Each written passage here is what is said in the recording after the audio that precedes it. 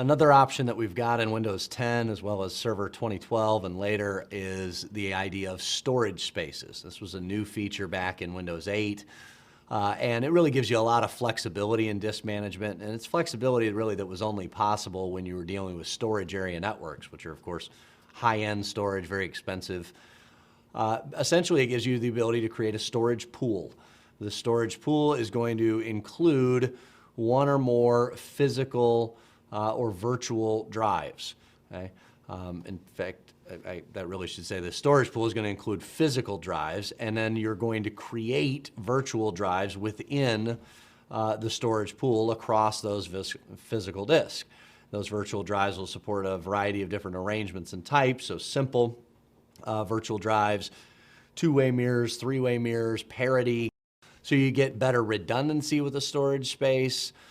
You get potentially better performance as well, and you get a whole lot more flexibility. A lot of this is just a lot easier to show and to talk about while we look at it, so that's what we're going to do. All right, so we're back on our Windows 10 machine here. I'm actually going to go into disk management. Oh, whoops, that's on the DC there. Okay, I'm going to go into my own local disk management, and I'm going to get rid of a lot of the stuff that I did. Okay, we're going to remove the mirror. Want the mirror anymore? I'm going to get rid of volume E. I'm going to get rid of my virtual disk. I'm basically just going to get rid of everything that I did. And the reason is because we're going to go about this and we're going to use storage spaces. Okay, so that actually got rid of, yeah, everything. Okay, including the virtual drive because I blew away the E drive, which is where it was stored. All right, so now having done that, we're going to go into Control Panel.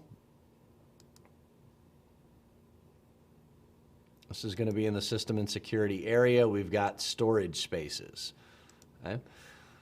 And so get into Manage Storage Space. The very first thing you need to do is create a new pool and a new storage space. So it then points at drives, and it will only see unformatted drives. That's why I had to get rid of everything that I had. Okay? So we're going to create the pool using those physical disks. I realize these are virtual disks because I'm in a virtual machine, but the storage space will look at physical disk on a machine and then group them into a storage pool. You could create multiple pools.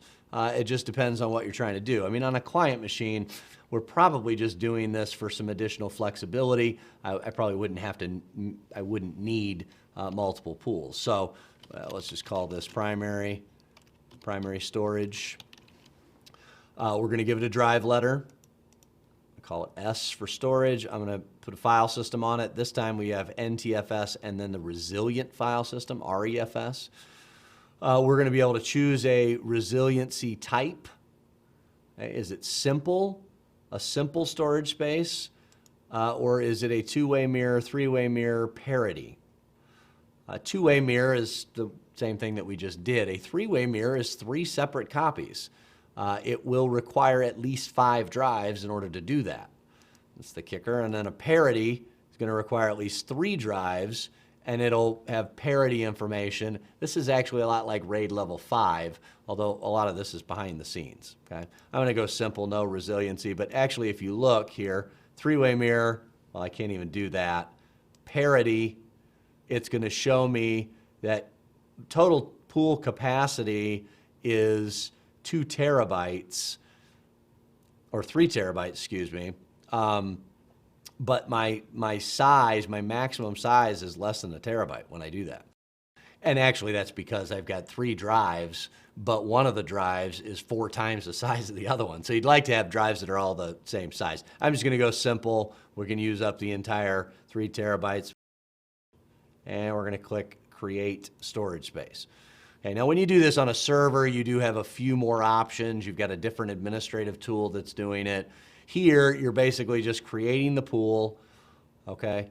And then that creates that group of physical disk that you are then going to be able to create in. So I'm using 1.75 gigs of my 2 terabyte capacity. Okay? You can create another storage space if you want within the pool. And so a storage space is another way of saying a drive. Okay, they're mixing terms here.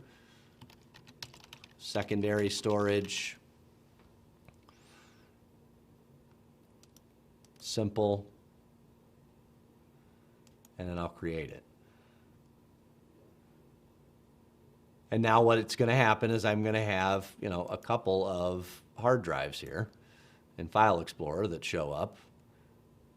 We've got under this PC, primary storage, secondary storage. Now, interestingly enough, and I did this on purpose, notice that it's 3 terabytes. Both of those are listed as 3 terabytes, but you may be thinking, wait a minute, you only had 3 terabytes total.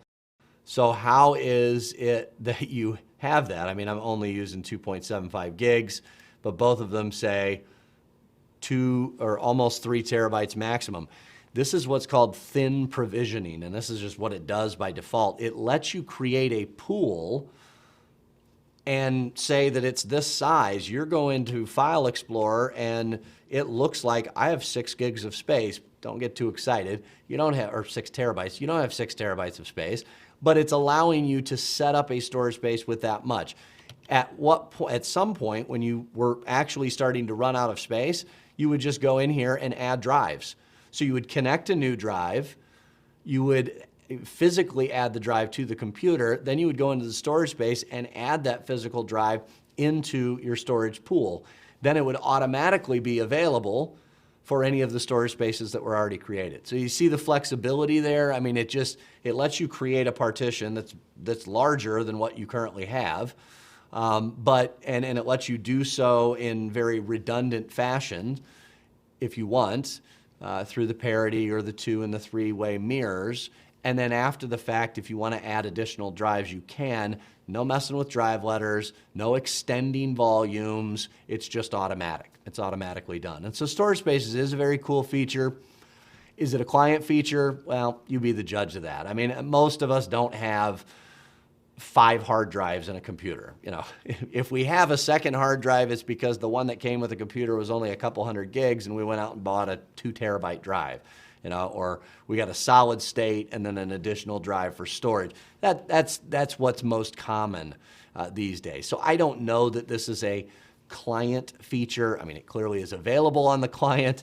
If you want to use it, great. It does provide a lot of flexibility in managing the hard disks.